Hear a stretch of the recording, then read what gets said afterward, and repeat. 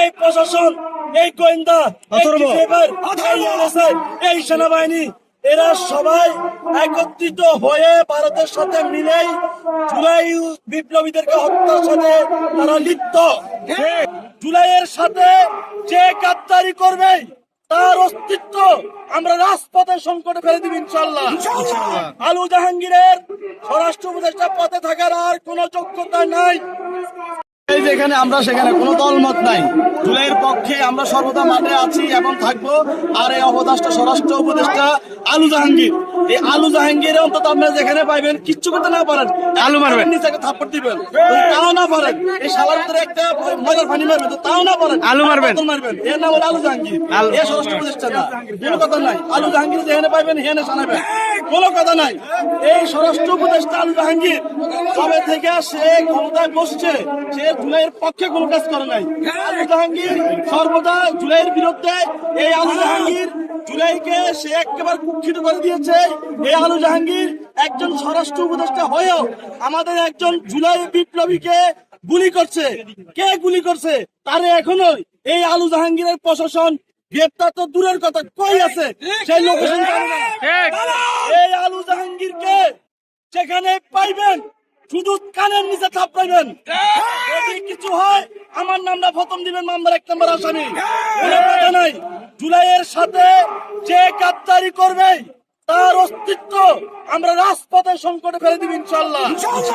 আলু জাহাঙ্গীরের স্বরাষ্ট্র উপদেষ্টা পদে থাকার আর কোন যোগ্যতা নাই। আলু জাহাঙ্গীর গ্রেপ্তার তো করতে পারেন নাই।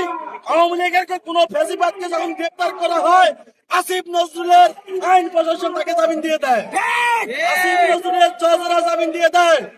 কাজেই স্বরাষ্ট্র উপদেষ্টার সাথে আসিফ নজরুলকে গণদোলাই দিতে হবে। জুলাইয়ের সাথে যে গাদ্দারি করবে তাকেই গণদোলাই দিতে হবে।